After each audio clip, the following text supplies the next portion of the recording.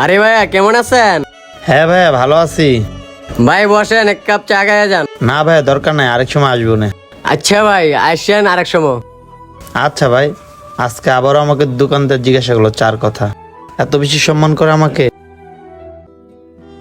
নয়ন ভাই আসসালামু আলাইকুম। ওয়ালাইকুম সালাম হজরত ভাই। ভালো আছেন না ভাই? আলহামদুলিল্লাহ ভাই ভালো আছি, আপনি ভালো আছেন না? আলহামদুলিল্লাহ ভাই ভালো আছি। আমি একটা কাজে গেলাম, সময় পেলে আপনি আমার বাসায় এসেন। আচ্ছা ঠিক আছে ভাই যান। আজকে আবারও হজরত ভাই আমাকে সালাম দিল, উনি এত সম্মান করে আমাকে।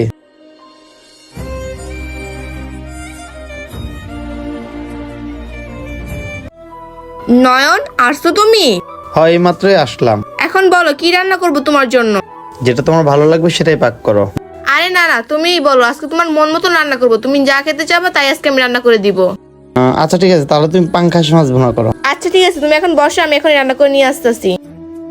আমার ওয়াইফ আমাকে অনেক ভালোবাসে, আমার ওয়াইফ এখন আমার পছন্দ মতো খাবার পাক করে। তোমার জন্য আজকে আমার জীবনটা অনেক পাল্টে গেছে। তুমি যদি আমার জীবনে না আসতা তাহলে আমার জীবনটা কখনো চেঞ্জ হইতো না।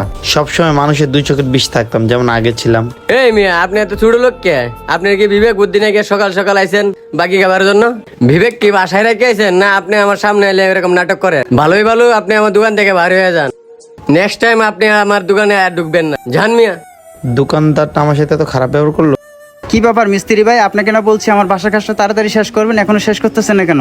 যাই হোক তাড়াতাড়ি বাসে যাই। আর হজরত ভাই দিক, হজরত ভাই আসসালামু আলাইকুম। আর এই লোকটার কি খায় কাজ নাই?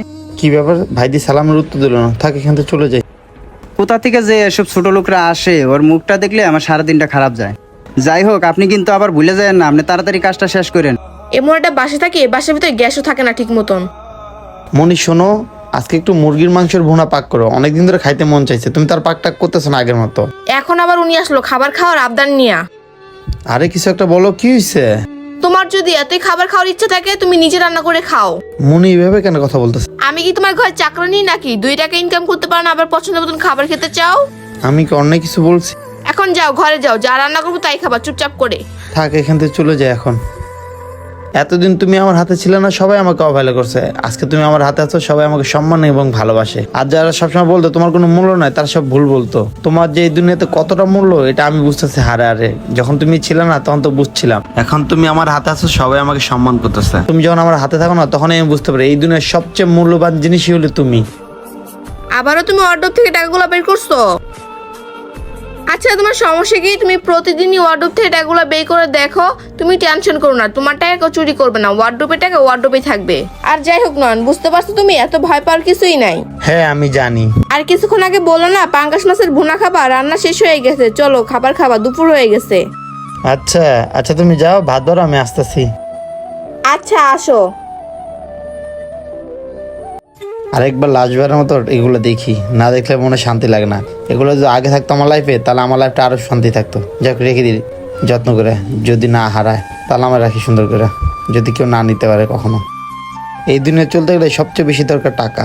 বন্ধুরা ভিডিওটা দেখে আপনারা কি শিখতে পারলেন অবশ্যই সবাই কমেন্টসে জানাবেন। আর আমার এই পেজটাকে ফলো করবেন, লাইক করবেন, শেয়ার করবেন। Thank you so much video দেখার জন্য। আর টাকা থাকলেই কি মানুষের ভালোবাসা পাওয়া যায়? টাকা না থাকলে কি মানুষের ভালোবাসা পাওয়া যায় না? এই বিষয়টা আপনারা সবাই একটু জানাবেন। এবং আমার যদি কোনো কথায় ভুলে থাকে অবশ্যই সবাই ক্ষমার দৃষ্টিতে দেখবেন।